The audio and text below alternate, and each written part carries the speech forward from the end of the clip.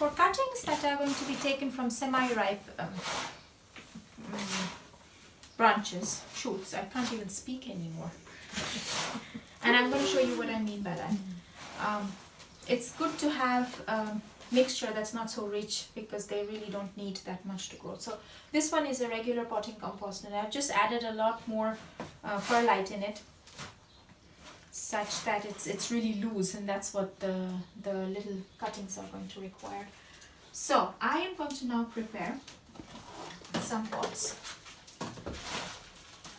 with this mixture. So I'm putting it in a tray just because it's easier for me to carry this around. So we have to see, experiment and see how many cuttings are actually going to take root. Not all of them do, so don't be disheartened if not all of them take roots, but that's fine, that's okay.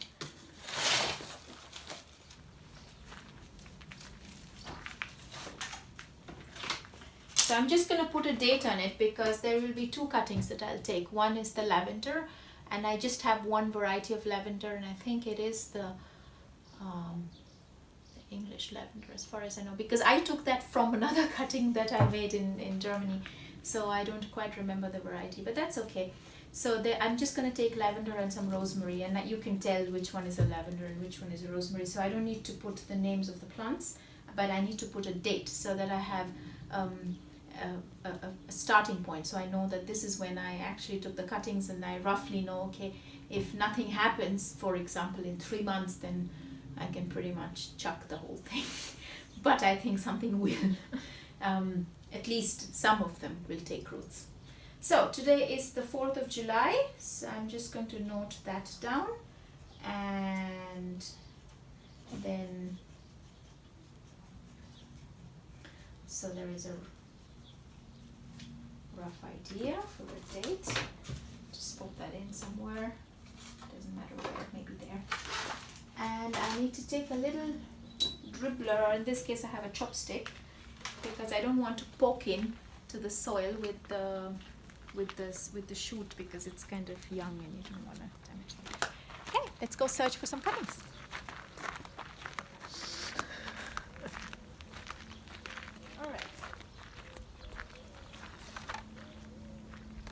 So here I have the lavender. So what we are looking for, the semi-ripe cuttings, are the ones that is the growth of this year.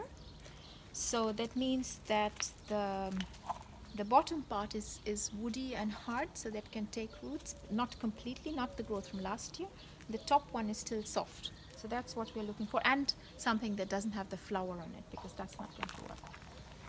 So now it looks like this entire bush is full of flowers, which is wonderful, but not for cuttings. So I need to dig a little bit deeper, and I already found one, but this is just a side shoot of another longer one that has the flower on it, so that may or may not work. But I can always try. So what I'm going to do,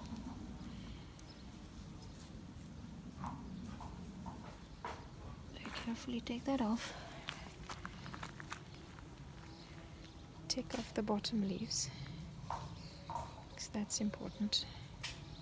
The less leaves the plant has, the more likely it is to take root, because it doesn't lose moisture. So just leave some, top of course. Alright, so then I need to cut above, below the leaf node, right there. Oh, rooting hormone. I forgot the rooting hormone. Let me quickly go and get it, because that will aid the plant to root faster. Yes, I'm just going to dip it in the rooting hormone, shake off the excess, make a hole on the side and pop that in there and just firm it down. The reason why you always put it on the side is because when the roots they grow, you need to move out of the frame. Doggy. And that then because it hits the sides of the pots, it can break, and that's just going to aid in the growth of the roots. That's why you do that. All right, let's take another one. Let's go searching a little bit. This whole bush is so beautiful and it smells heavenly, but I don't see any.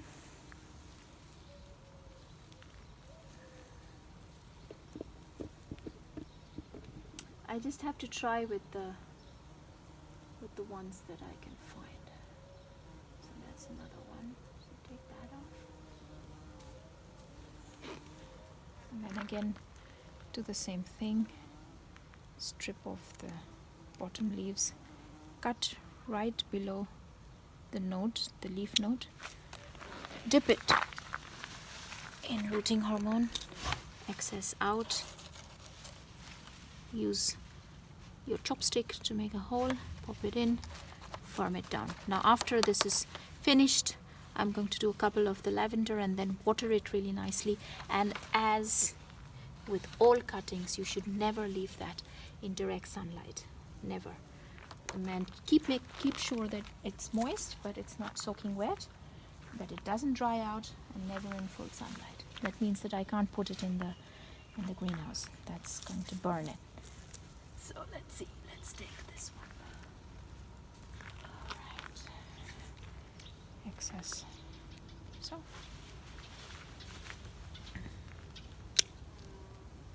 Leaf node. Maybe take this one off as well. It's too much. Oh, please grow.